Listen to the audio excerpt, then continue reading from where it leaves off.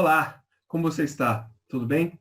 Eu espero que você esteja bem, que você esteja em paz, porque nós chegamos, tá? À última lição, ao nosso último encontro nesta série sobre crescimento espiritual. E o meu objetivo hoje é terminar refletindo um pouquinho sobre o sofrimento, mas é terminar de uma maneira leve, apontando para o produto do sofrimento, apontando para aquilo que ele gera, e não necessariamente discutindo, definindo ou apresentando vários tipos de sofrimento, várias abordagens de sofrimento, enfim, eu quero olhar um pouco para frente, eu quero olhar um pouco adiante e ver o que esse sofrimento pode causar, provocar em nossa vida no que diz respeito ao nosso crescimento espiritual. Eu sei que esse período é um período novo, é um período diferente para a nossa igreja. É um período onde a gente está fazendo as coisas por tentativa, erro, acerto. Nós estamos nos ajeitando, cada um dando o seu melhor, fazendo tudo que pode com o conhecimento e com as ferramentas que tem para servir a Deus e para se adaptar a essa nova realidade. Mas eu acredito, sinceramente, que nós temos uma grande oportunidade com isso tudo. E é essa reflexão que eu quero causar, que eu quero ajudar você a ter com essa minissérie de crescimento espiritual. E a reflexão é a seguinte, a oportunidade é a seguinte. Nós, de repente, deixamos de ser simplesmente espectadores nos bancos e nas cadeiras da igreja, fomos para a nossa casa e a nossa igreja e a nossa comunidade se tornou a nossa família, se tornou as pessoas com quem eu moro, de maneira direta, de maneira prática. Somente com essas pessoas nós experimentamos uma comunidade face a face. E o que isso nos traz de oportunidade? É que eu deixo de ser um espectador para ser alguém ativo na minha formação espiritual e na minha relação com os outros ao meu redor. E a gente sabe, em casa, onde a gente está à vontade, com os familiares, é ali onde a gente mostra, onde a gente revela de fato se existe algum crescimento ou se existe algo negativo na nossa vida. Então, de repente, nós deixamos de ser espectadores passivos, sentados nas cadeiras da igreja, para sermos pessoas que precisam intencionalmente se dedicar a uma formação espiritual, que precisam intencionalmente refletir e ser confrontado, dar de cara todos os dias com quem realmente é nas relações uns com os outros. E isso, apesar de difícil, é uma grande oportunidade. Porque você pode se conhecer. Você pode conhecer melhor seu Deus. Você pode se aprofundar em práticas devocionais que antes você não tinha tempo, que antes você não conseguia, que antes você não conseguia parar para refletir, para meditar. Era difícil, você nunca tinha tempo em casa e aquela correria. Agora nós temos tido, apesar de todas as demandas que isso trouxe, nós temos mais tempo em casa. Isso é uma oportunidade para cavarmos mais fundo, para extrairmos mais o produto que gera o crescimento espiritual da palavra de Deus, para irmos mais além e não ficarmos simplesmente com os braços cruzados, somente recebendo. Com isso, eu não menosprezo de forma nenhuma o culto público, a proclamação, porque Hebreus diz, não deixem de congregar.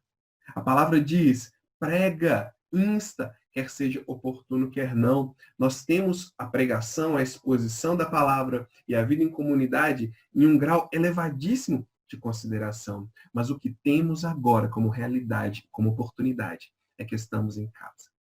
E somos confrontados com a responsabilidade de sermos agentes ativos da nossa formação espiritual. Isso é difícil. Eu quero dizer para você, não fique triste ou desanimado se tem sido difícil para você organizar um tempo para refletir, para preencher a tabela de crescimento espiritual que utilizamos no nosso último encontro. Não fique triste ou desanimado se é difícil. Sabe por quê? É difícil mesmo. Tá? Nós temos oposições de todos os lados, como Paulo disse em Gálatas, porque a carne milita contra o espírito, porque são opostos entre si. Nós temos visões de mundo tentando nos conquistar o tempo todo e, de repente, somos confrontados com quem realmente somos nos nossos devocionais, na nossa leitura da Escritura, enfim. sendo ativos. Mas eu quero te dizer uma coisa. Se nós aproveitarmos esse momento para nos aprofundarmos em uma vida devocional, em uma vida ativa de formação espiritual, quando voltarmos, porque vamos voltar, quando voltarmos, você vai ter um aproveitamento e uma reflexão muito mais profunda daquilo que você ouviu na igreja. Porque não vai ser só. O que acontece com muita gente, pessoal, vamos ser sinceros. A gente vai na igreja, a gente tem aquele momento ali no domingo, e aquela palavra fala conosco, aquilo nos anima, nos enche, a gente vê os irmãos, as pessoas, e é legal, mas a gente sai dali, a gente não pensa naquilo de novo nem um dia durante a semana, tá? Pode ser que você que está ouvindo aí, isso acontece contigo. Nós somos passíveis dessas coisas. Isso acontece com a gente. Não se assuste, tá? Isso acontecer com você. Mas agora, quando tudo isso passar, se você criar o hábito, se você se disciplinar, se organizar para ser ativo, quando a igreja voltar, a chance disso acontecer com você é muito pequena. Porque você já vai estar acostumado a uma reflexão. Você já vai ter aprendido a experimentar da palavra de Deus, que é boa, agradável e perfeita, e útil para o ensino, para a repreensão, para a correção, para a educação na justiça. Você já vai ter aprendido esses valores. E a palavra que você ouvir no culto, você vai ser mais ativo para aplicar aquilo durante a semana. E você não vai ficar com esse gap, com esse espaço de domingo a domingo não preenchido. Eu acredito que isso é uma grande oportunidade. Por isso eu te incentivo a se aprofundar nisso. Se você não está conseguindo sozinho, olha só. Pode ser que está muito difícil. Você não está conseguindo sozinho acompanhar. Você está sentindo muita falta das outras pessoas. E eu acredito que muitos estão assim. Olha, pega o seu telefone, liga para alguém da sua confiança. Pega o seu telefone, manda um e-mail. A gente tem o nosso grupo de presbíteros, a nossa pastoral, a gente quer ajudar você. Liga para alguém, pede ajuda. Não é porque nós estamos em isolamento social que vamos estar sozinhos, tá bom? Nós estamos aqui para cuidarmos uns dos outros, mesmo nesse momento de grande sofrimento. Então eu te incentivo a isso. Eu sei que é difícil, gente.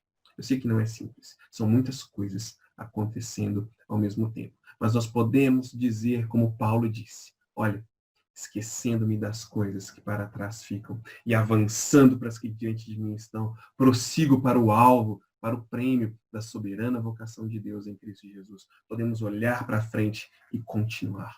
Podemos olhar para o autor e consumador da fé e continuar caminhando. Um passo de cada vez. Se cair, levante-se e continue. Um passo de cada vez. Mas eu te incentivo, não desista. Nós colheremos os frutos. Aqueles que saem chorando enquanto semeiam, voltarão felizes, dando risadas, carregando seus feixes. Eu acredito que esse momento é um momento de grande semeadura na nossa vida, da nossa igreja e da igreja como um todo, falando da realidade cristã. Então, eu quero te incentivar nesse sentido. Mas eu quero também falar um pouquinho sobre sofrimento. Como eu disse, sem definir e sem especificar um ou outro sofrimento, mas na Bíblia a gente tem algumas ideias sobre como encarar o sofrimento e eu achei muito legal, porque eu separei alguns textos aqui que eu vou ler para você que diz assim, ó, ainda que eu ande pelo vale da sombra da morte, não temerei mal nenhum, porque tu estás comigo, o teu bordão e o teu cajado me consolam. Salmo 23, versículo 4. Salmo 69, 2 diz, estou atolado no profundo lamaçal que não dá pé. Entrei nas águas profundas, estou sendo arrastado, pela correnteza. Quanto a mim, porém, quase me resvalam os pés. Pouco faltou para que se desviassem os meus passos. Essas expressões que a gente vê na Escritura, nesses textos aqui, elas estão apontando numa direção, sabe? Que sofrimento vai acontecer, que sofrimento virá, mas que o sofrimento é algo para se passar por ele. Sofrimento é algo para se caminhar. A Escritura vai dizer, ainda que eu caminhe, ainda que eu esteja preso, ainda que meus pés estejam escorregando em locais tortuosos e difíceis, eu preciso caminhar. Então a Escritura ela apresenta o sofrimento como algo real, como algo inevitável. Eu não vejo na Escritura uma promessa para este lado da eternidade que nos garanta fim do sofrimento. Tá bom? Se você tem isso, se você achou, me mostra, porque eu não vi na Escritura, até hoje, uma promessa para este lado da eternidade, para essa realidade de fim de sofrimento. Tá? O sofrimento é uma realidade, mas a Bíblia nos aponta como uma realidade para ser trabalhada, para ser desenvolvida, ou seja, para ser atravessada. É algo para se caminhar por. Isaías também fala isso. Ele diz lá em Isaías 43, ele diz assim: quando passares pelas águas, eu serei contigo. Quando passares pelos rios, eles não te farão submergir. Quando passares pelo fogo, não te queimarás. Nem a chama arderá em ti, porque eu sou o Senhor teu Deus, o Santo de Israel, o teu Salvador. Não temas, porque eu sou contigo. Muito legal esse texto, porque ele mostra o seguinte: passaremos pelo fogo. Fogo é uma figura para o sofrimento. Passaremos pelo sofrimento, pela angústia, por situações difíceis, mas não temas. Não temas, porque o fogo não te destruirá. Eu estarei contigo. No Novo Testamento, uma outra forma de se falar sobre sofrimento, nessa perspectiva de caminhar por e de atravessar o fogo, né, e não ser destruído, a gente encontra em Pedro, lá em 1 Pedro, capítulo 1, versículo 7, diz assim: para que a comprovação da vossa fé, mais preciosa do que o ouro que perece, embora provado pelo fogo, redunde em louvor, glória e honra na revelação de Jesus Cristo. E é muito interessante essa perspectiva que Pedro apresenta do ourives, porque ele diz: o fogo, ele traz à tona as impurezas que estão dentro do ouro. O fogo faz aparecer aquilo que é sujo e que está escondido lá no profundo do ouro. É isso que acontece no processo de purificação do ouro. O ouro ele não é destruído pelo fogo. O fogo não queima o ouro, mas o fogo pode destruir, queimar e fazer aparecer as sujeiras, as impurezas que estão dentro do ouro. Sabe? Misturado com a nossa fé, misturado com aquilo que Deus tem trabalhado no nosso coração, ali dentro, tem muita coisa ruim ainda. Sabe? Nós podemos encontrar ali busca por conforto, por poder, por orgulho, por prazer, por satisfação, por valorização extrema do ego. Nós podemos encontrar muitas coisas ali dentro. Tá? Nós podemos encontrar uma fé muito mais abstrata, intelectual e pouco profunda. Mas Deus prova o nosso coração. Como assim? As lutas, o sofrimento e a dificuldade, elas nos ajudam a trazer lá de dentro essas coisas que a paz, a tranquilidade e a perfeição do dia a dia não trazem. Nós temos, gente, eu e você, ainda muitas imperfeições no nosso caráter. Nós somos frágeis demais quando criticados e ásperos demais, às vezes, quando criticamos. Nós somos incapazes de ouvir, nos irritamos com as pessoas que consideramos tolas, somos impulsivos demais, ou tímidos e covardes demais, ou muito controladores ou irresponsáveis. Geralmente, porém, não enxergamos essas coisas, mesmo que elas lancem sombras na nossa vida e magoem os outros. Quantos de nós poderão dizer: olha, eu não sabia que eu tinha isso no meu coração. Eu não sabia que eu era assim, até que aconteceu isso, isso e isso comigo. Quando o sofrimento bate a porta, a timidez, a covardia, o egoísmo, a autopiedade, a tendência, a amargura, a desonestidade, todas essas impurezas da alma, elas vêm à tona e elas são extraídas por meio das provações e do sofrimento. Assim como a fornalha extrai as impurezas do metal, que ainda não foi totalmente refinado. Então a gente é capaz de enxergar quem somos de verdade. Como fogo refina o ouro, o sofrimento pode destruir algumas coisas em nosso íntimo, no profundo do nosso ser, e pode purificar ou fortalecer outra. Ou não, né? Dependendo da nossa resposta ao sofrimento, nós podemos também não experimentar esse crescimento. Dependendo de nossa autoindulgência, autopiedade, talvez essas impurezas, essas sujeiras, essas situações complexas, talvez elas não sejam tratadas, talvez elas não venham à tona.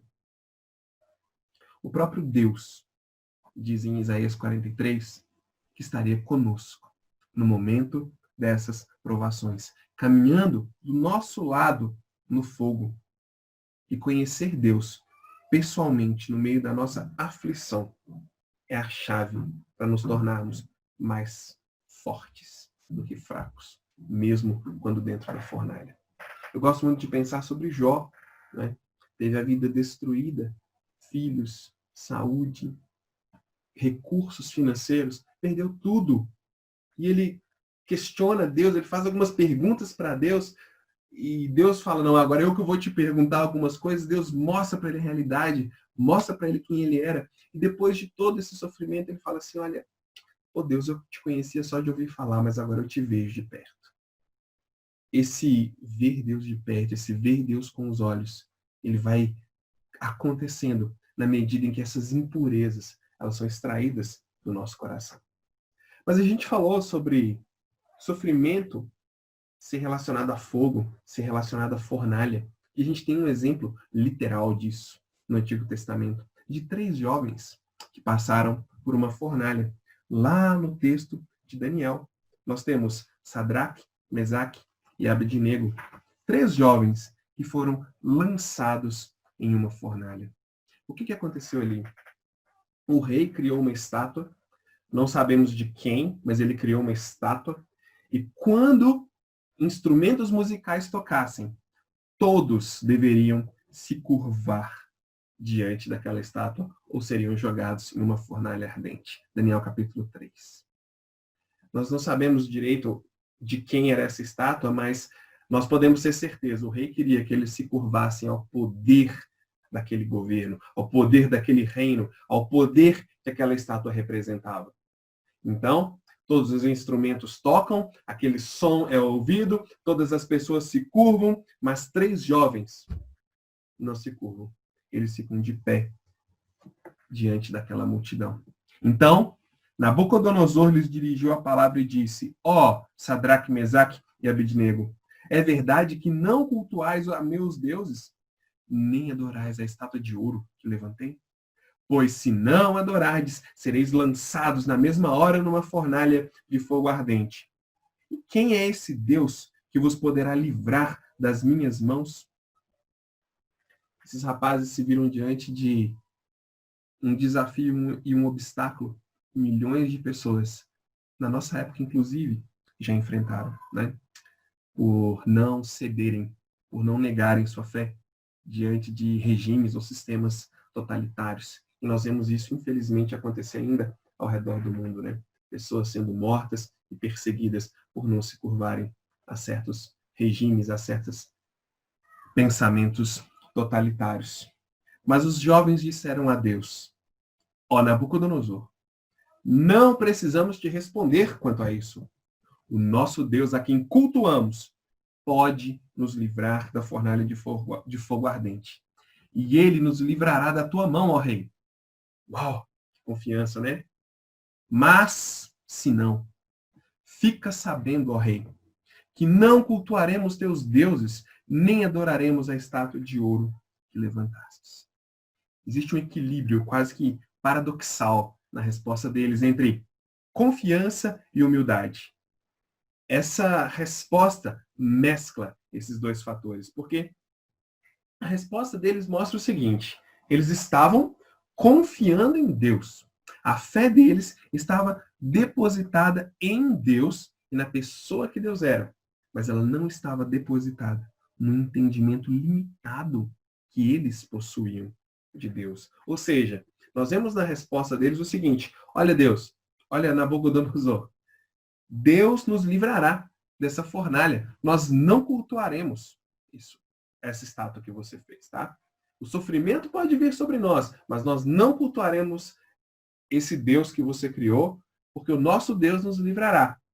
Ok, isso mostra uma certeza, né? Se parássemos por aqui, nós poderíamos até dizer, olha, a fé deles era muito grande, olha como eles tiveram uma confiança em Deus e Deus livrou eles por causa da confiança deles. Mas, na sequência, a gente vê uma parte muito humilde, onde eles submetem o pensamento e essa confiança forte a quem Deus é. Porque ele diz, mas se não, se ele não quiser, fica sabendo, nós não cultuaremos os teus deuses, nem adoraremos a estátua que você levantou. Eles poderiam dizer, olha, nós não vamos desobedecer ao rei porque achamos que Deus vai nos poupar. Nós desobedeceremos ao rei porque Deus é Deus. E isso é sensacional de se entender.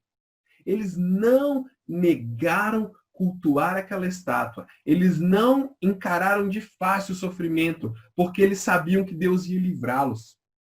Eles encararam o sofrimento e negaram a adoração, porque eles sabiam que Deus era Deus. Esses jovens sabiam que Deus os livraria da morte ou por meio da morte.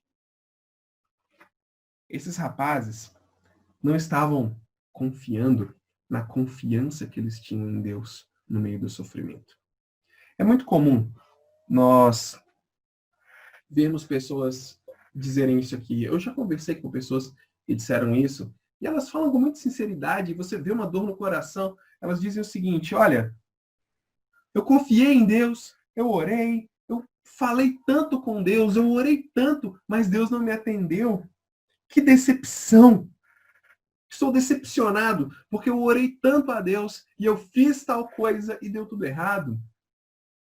Que decepção! Mas para ser mais preciso, a fé e a esperança mais profunda dessas pessoas estava no plano que elas tinham feito para a vida delas. E não passava nem perto de quem Deus era e daquilo que Deus poderia ter planejado para ela.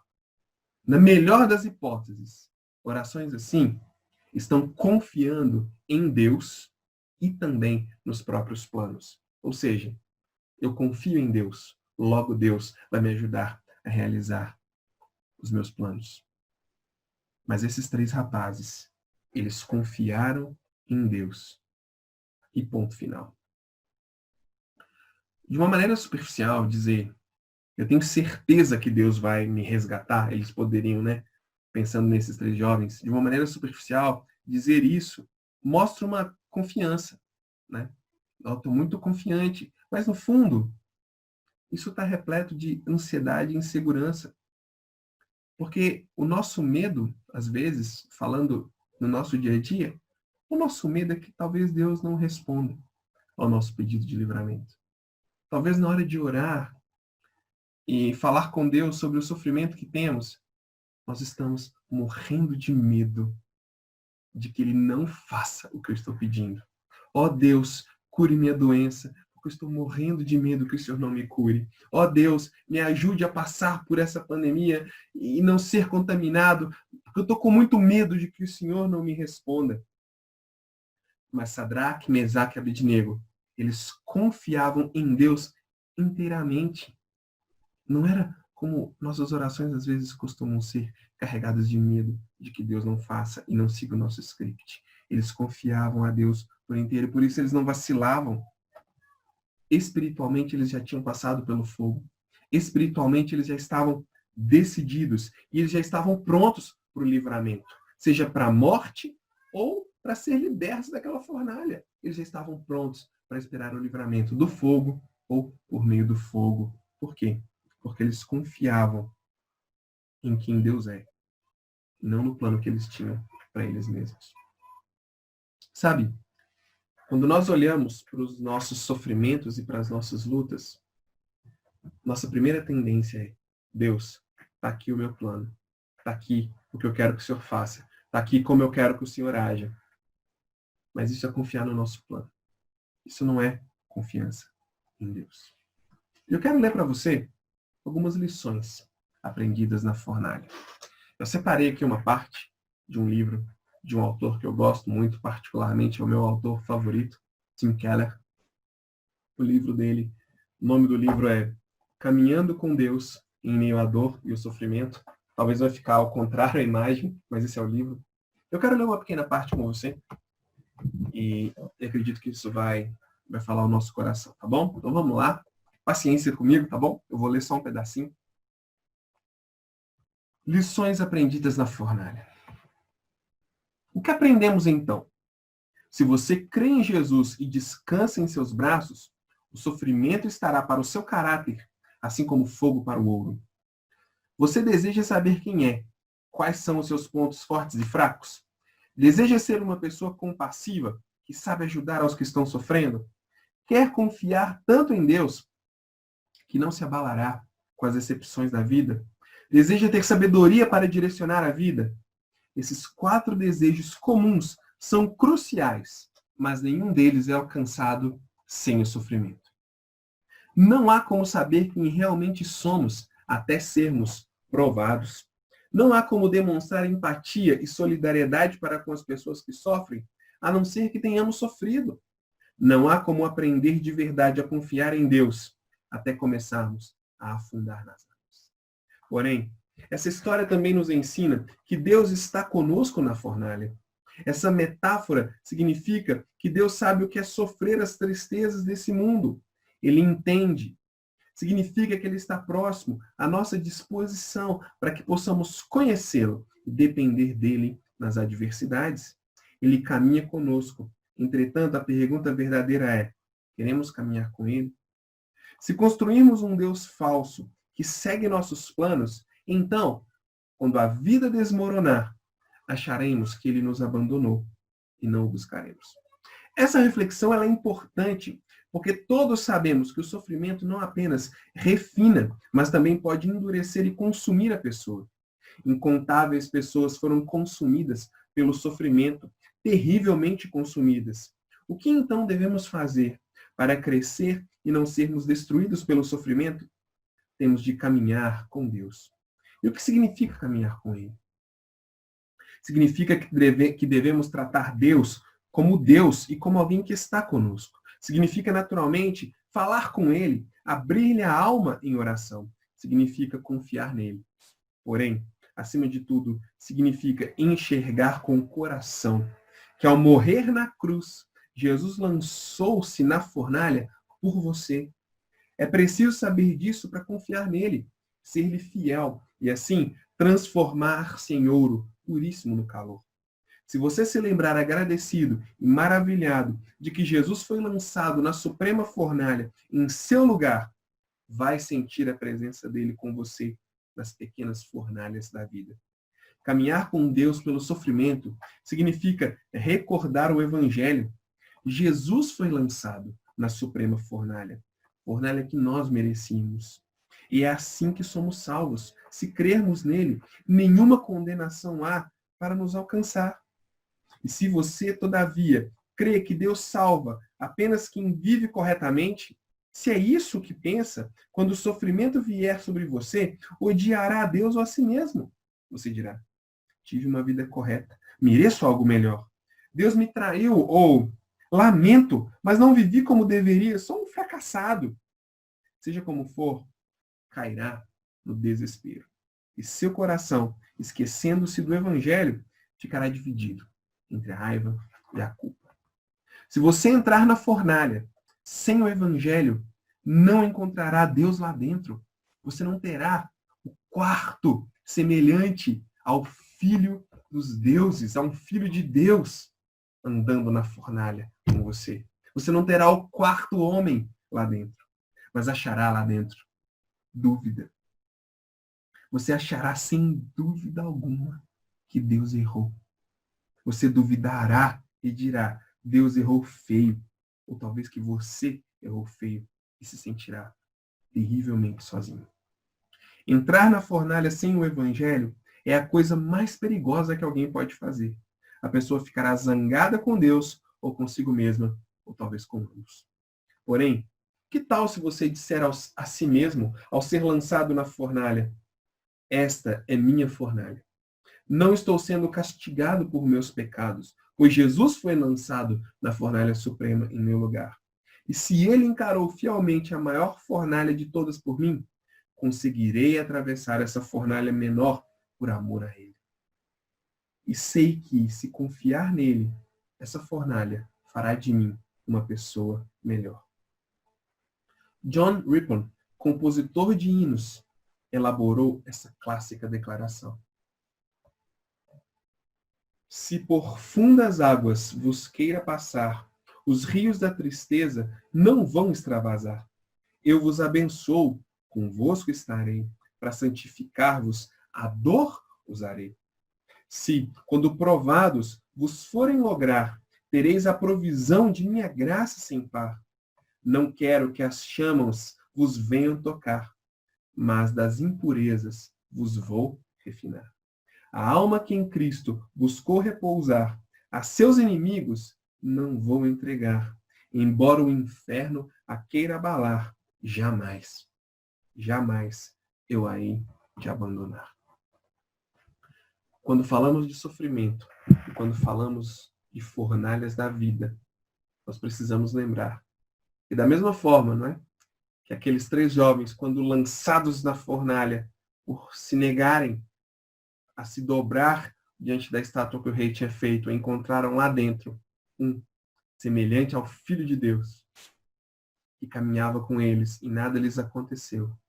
Nós precisamos lembrar que nas fornalhas da vida que enfrentamos, alguém já entrou na fornalha sozinho, sem ninguém.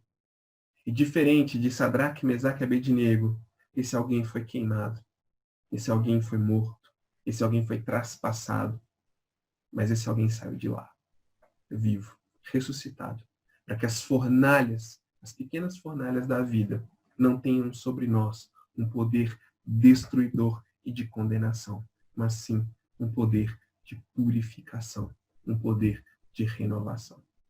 Então, quando eu falo de sofrimento e de fornalhas da vida, eu quero te encorajar a continuar caminhando. Quero te encorajar a passar por ela e a nunca entrar na fornalha sem o Evangelho, sem o Cristo, sem o Deus do Evangelho.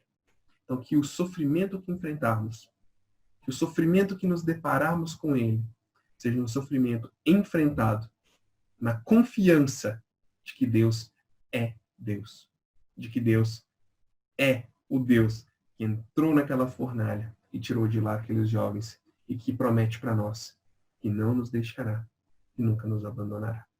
Que Deus te abençoe.